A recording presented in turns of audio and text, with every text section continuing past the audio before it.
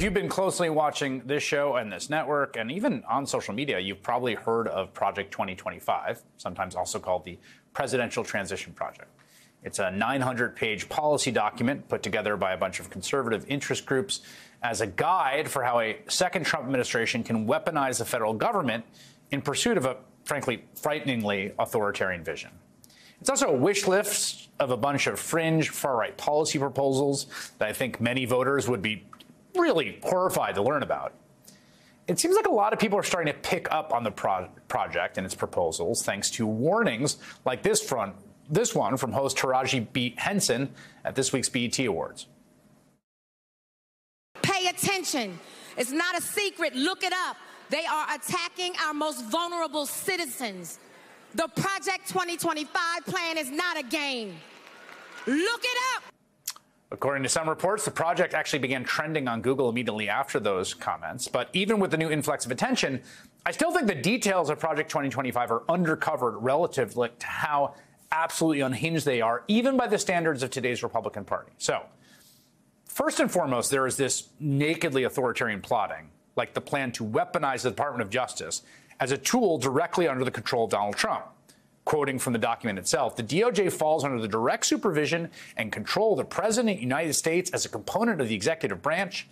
Litigation decisions must be made consistent with the president's agenda. By the way, Justice John Roberts just endorsed that in the 6-3 immunity decision, so they've got carte blanche on that. What it means is that Donald Trump directs the Department of Justice. There is no independence. There's no firewall. He tells them what to do, who to prosecute, who to defend, and the like. And I think this portion of Project 2025, the authoritarian plots to purge the civil service, replace it all with MAGA loyalists, like deep down into the government, is getting most of the attention, and for good reason. But there's so much more to Project 2025, including, again, a whole bunch of fringe, hard-right culture war stuff. So, for instance, unsurprisingly, the document calls for a full-out, whole-of-government approach to the assault on reproductive rights on women.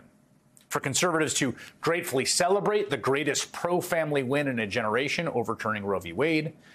It includes an effective abortion ban by calling for the FDA, right? They're going to appoint people to the FDA who suddenly announce, oh, you can't have a medication abortion. Reverse its approval of chemical abortion drugs like mifepristone, which is used in the majority of all abortions in this country. And again, in red and blue states where abortion is legal or not. And to be clear, there's no absolutely justification for this, right? Mifepristone has been used safely for decades. This is not a scientific determination. They're going to put some apparatchik into charge of FDA to do this. Project 2025 wants to take it away, citing in part the hundreds of thousands to millions of babies whose lives have been unjustly taken through chemical abortion. The document goes further than FDA approval, calls on the Department of Justice to criminalize sending the pill through the mail under the Comstock Act, an archaic anti-obscenity law from the 19th century, which has been rendered largely unenforceable in subsequent decades. In addition to the abortion pill, Project 2025 also wants to strip the mandate for free emergency contraception from Obamacare. And look, Republicans are not going to stop until they have all but eliminated access to reproductive health care in this country, full stop.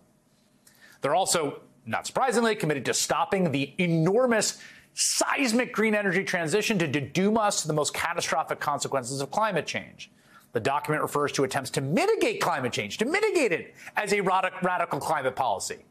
It calls for an end to the unprovoked war on fossil fuels, for the government to oppose eyesore windmills built at taxpayer expense. The document also calls for all federal laws, grants, regulations, and contracts to delete every instance of the terms sexual orientation and gender identity, diversity, equity, inclusion, gender equality, gender equity, gender awareness, gender sensitive, abortion, reproductive health, and reproductive rights, saying their use deprives Americans of their First Amendment rights. Reproductive health. It demands the Department of Health and Human Services immediately put an end to the department's foray into woke transgender activism. And get this, I don't think people know this, but people should. Pornography should be outlawed, and the people who produce and distribute it should be imprisoned. America 2024. Now, I promise you, I could go on like this for an entire hour. I encourage you to read the document for yourself. Remarkably easy to find with a cursory search online. And that, of course, is because Republicans are incredibly proud of their little project. listen to the project's architect, the president of the Heritage Foundation, on this network last month. The organization in this plan talks about changing the Department of Health and Human Services to the Department of Life. Do you think that women in America should be able to get an abortion if that is what their doctor says they need? Abortion's not health care. I find it really interesting, if not worse, that you wouldn't support the change of the department name to the Department of Life. I thought we were all in support of life. We believe eminently in women's rights, and particularly women's rights in the womb. Women in the womb. That position is openly and proudly out of touch with what most Americans want, but that's sort of the point. Because Project 2025 is in many respects about power, about a right-wing vanguard minority forcing its fringe agenda onto the American voters by any means necessary. This is what we're going to go to do, and you can't stop us.